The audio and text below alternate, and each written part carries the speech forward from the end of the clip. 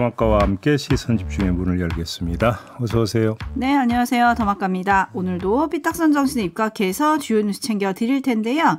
3209님이 드디어 10년 만에 전세 대출 갚았습니다. 어이구 성공하셨네. 네. 부모님 도움 없이 혼자서 전세 대출을 차근차근 갚아온 저에게 오늘은 장하다고 칭찬해주고 싶어요 라고 느낌표를 무려 5개나 찍어주셨습니다. 제가 지금 연배를 알 수 없기 때문에 장하다라는 말은 못 드리겠고 대단하십니다. 축하드립니다. 알턴이 빠진 기분이실 겁니다. 그러니까요. 하늘을 나는 기분이실 거예요. 이제부터 들어오는 월급은 다 내 거? 은행에 안 가져가고? 근데 이제 전세 대출이잖아요. 이제 내 집 마련 대출이 또 시작이 돼야 되지 않을까.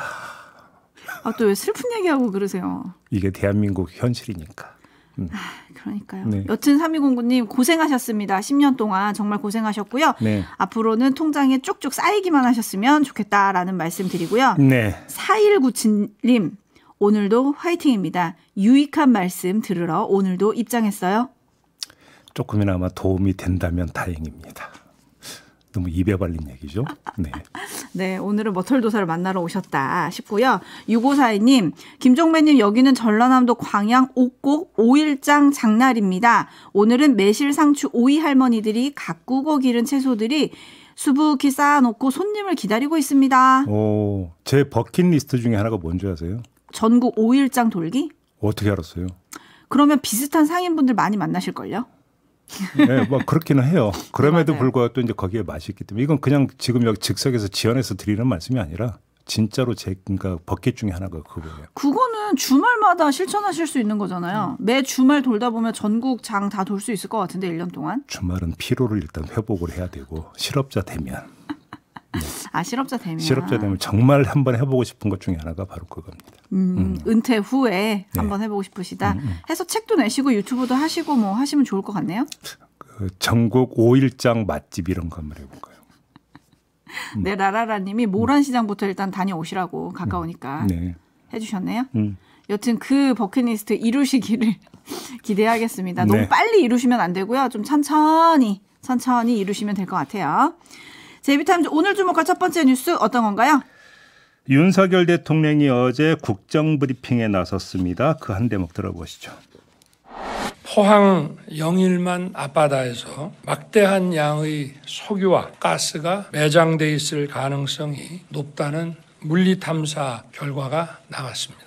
우리 정부 들어와서 지난해인 2023년 2월 동해가스전 주변에 더 많은 석유가스전이 존재할 가능성이 높다는 판단하에 세계 최고 수준의 심해 기술평가 전문 기업인 미국의 액트지오사에 물리탐사 심층 분석을 맡겼습니다. 최근에 최대 140억 배럴에 달하는 석유와 가스가 매장되어 있을 가능성이 매우 높다는 결과가 나왔고 전문가들 검증도 거쳤습니다.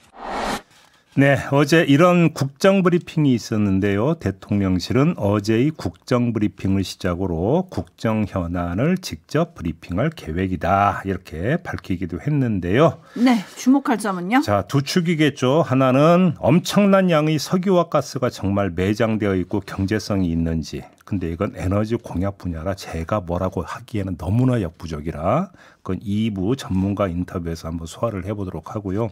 또 한 가지. 국정브리핑, 저는 여기에 초점을 한번 맞춰보겠습니다. 세 개의 검토 사항이 나옵니다. 첫째, 앞으로 계속 국정브리핑을 한다고 하니까 이건 반가운 얘기입니다. 환영합니다. 그런데 분명히 해야 할 게 있는데요. 브리핑 거리가 윤석열 정부의 안 좋은 것, 국민 비판이 높은 것, 국민이 대통령의 직접 설명을 요구하는 것에까지 적용되느냐라고 하는 점을 분명히 할 필요가 있다. 이겁니다. 이게 아니라면 국정브리핑은 어떻게 되는 겁니까? 일방적 국정홍보가 되어버린다. 이 점을 분명히 해야 된다는 게 첫 번째고요. 두 번째, 첫 번째 검토 사원과 연결되는 문제인데 보통 정부 부처에서 브리핑을 하면 기자들과의 문답이 자유롭게 그리고 심도 있게 진행되곤 합니다. 뭐 예를 들어서 영상 여러 편이 돌았던 거, 이 국방부 브리핑에서 국방부 대변인하고 기자들 간에 거의 설전 수준의 문답 오갔던 거 보셨죠? 네. 이런 식으로 가는 게 사실은 맞습니다. 그리고 대통령이 가뭄에 콩나듯 가끔 한 번씩 기자회견해가지고 종합판으로 하면 어떻게 됩니까? 묻고 다시 묻는 거 없습니다. 그러니까 수박 겉핥기로 가느니 국정브리핑을 그때그때 열어가지고 심도 있게 질문 응답이 오간다면 그건 참으로 좋은 건데요. 과연 그러면 대통령이 직접 나서는 국정브리핑에 이 형식이 적용되느냐, 이것도 분명히 검토가 돼야 된다는 겁니다. 대통령은 발표만 하고 상세한 설명 및 기자들과의 문답은 담당 장관이나 실무자한테 맡겨버린다면 대통령의 국정브리핑이 도대체 무슨 의미가 있느냐라고 하는 두 번째 문제제기가 성립이 된다는 겁니다. 세 번째, 국정브리핑 거리의 선별 기준인데요. 어느 정도 숙성되고 준비된 국정을 대통령이 직접 브리핑할 것인가 하는 문제입니다. 이거는 가지수를 이야기하는 게 아니라 수위, 단계를 이야기하는 건데, 자, 어제 나왔던 동해에서 석유화학 천연가스가 그러니까 매장되어 있다라고 하는 것이 확인이 됐다 하더라도 그것이 어느 정도까지 확인이 됐고 어느 정도까지 현실성이 있는 것이고 어느 정도까지 가능성이 있는 것인가에 따라서 수위가 조절이 됩니다. 정부에서는.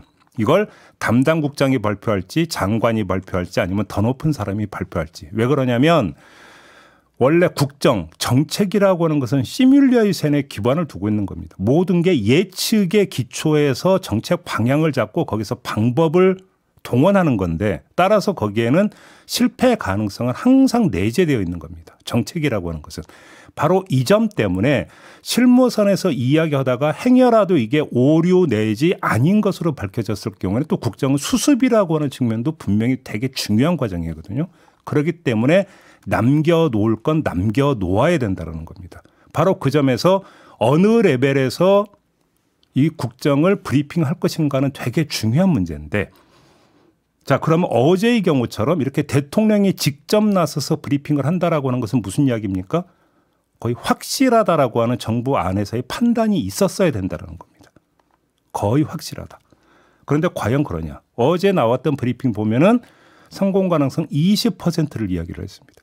그러면 이 정도 수준의 국정을 가지고 대통령이 직접 나서서 마이크를 잡는 게 타당하냐 아니냐. 저는 어제 거를 가지고 이렇다 저렇다 이야기하기 이전에 이거에 대한 기준선을 분명히 정부가 정할 필요가 있다. 이걸 세 번째 검토 사항으로 말씀을 드리겠습니다. 네, 그런 점에서 이제 취임 후에 대통령의 첫 국정 브리핑이 이거였다는 거잖아요. 네. 이거를 어떻게 봐야 되냐, 좀 의견들이 분분하신 것 같긴 해요. 근데 이제 대통령실 관계자 설명은 이렇더라고요. 산업통상자원부 장관과 경제라인 등 보고를 받은 뒤에 윤석열 대통령이 고금리, 고물가로 신음하는 국민들에게 조금이나마 희망을 줄 수 있는 메시지라고 판단한 것 같다. 그래서 직접 설명을 한 것 같다. 이런 설명이고요. 근데 거기에 대해서 제가 한 말씀만 드리면 실망은 기대와 희망이 있기 때문에 나오는 겁니다. 다시 말해서 그 희망이 정말로 행복으로 연결되는 현실화 된다면 그건 참으로 좋은 거죠. 근데 그렇지 않을 경우까지 염두에 둬야 되는 게 국정 최고 책임자입니다. 그래서 제가 지금 세 번째 검토 사항으로 이 점을 말씀을 드린 겁니다. 그렇기 네. 때문에.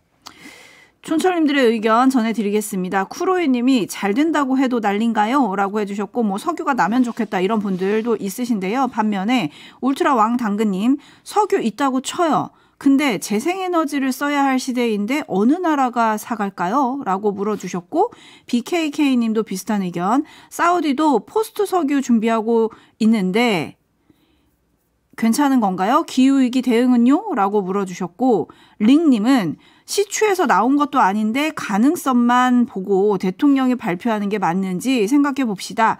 이것보다 먼저 발표할 것들이 많지 않았나요? 라고 또 좀 물어주셨네요. 그리고 박종성님, 액트지오사?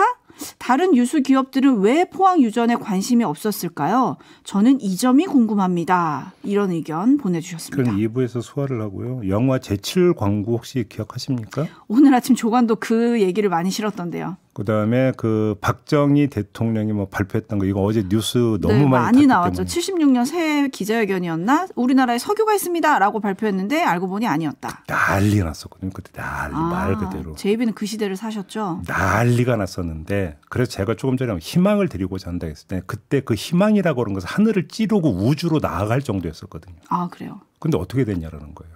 그렇기 때문에 이런 문제일수록 좀 더 어떤 촘촘히 살핀 다음에 정말 확신이 있을 때 이야기하는 게 왜냐하면 처음도 아니기 때문에 그래서 그런 얘기를 드리는 겁니다.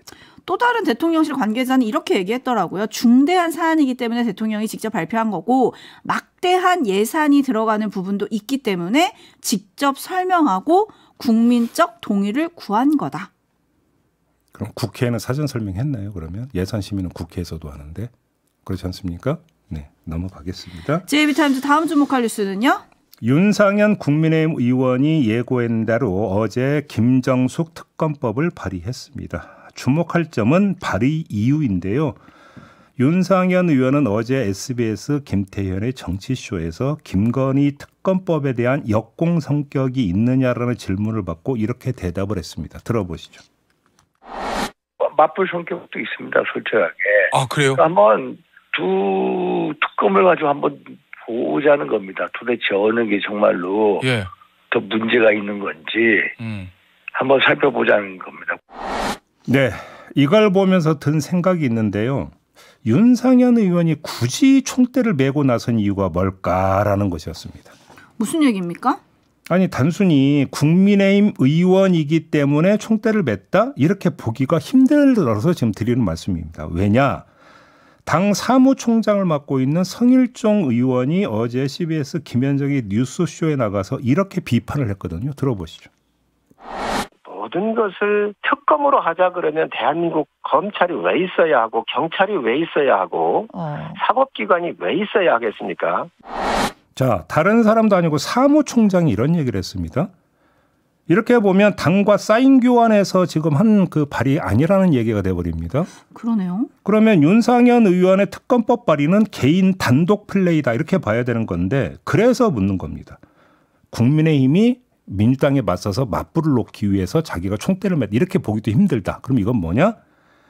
개인적 이유가 있다라고 봐야 된다는 겁니다. 일종의 자기 정치의 일환? 뭐 이런 건가요? 그렇죠. 자, 그러면 그게 뭐냐? 개인적 이유가 도대체 뭐냐? 이걸 좀 찾아봐야 되는데 일단 얼핏 보면 참 어렵습니다. 윤상현 의원은 5선 의원입니다. 정치 내공이 쌓일 만큼 쌓였다고 봐야 되지 않습니까? 5선까지 할 정도라고 한다면 따라서 시류를 누구보다 잘 읽는다고 봐야 하는데 발의를 했습니다. 그다음에 윤상현 의원을 두고 친윤이라고 분류하는 얘기 들어보셨습니까? 과거에 본인이 신윤 이런 얘기를 본인이 주장했던 건 제가 기억이 나는데요. 정치권이나 언론에서 일반적으로 친윤이다라고 그러니까 분류한 경우는 저는 그렇게 보지는 못했었는데 그러면 자 친윤의 입장에서 김건희 여사를 보위하기 위해서 그러면 김정숙 특검법 맞불을 놨다 이렇게 보기도 힘든 측면이 있다는 겁니다. 바로 이 점 때문에 의아하다 일단 이렇게 말씀을 드리는 건데 그래서 해석 방법이 뭐가 있는가를 쭉 보니까 하나밖에 딱 없더라고요. 하나.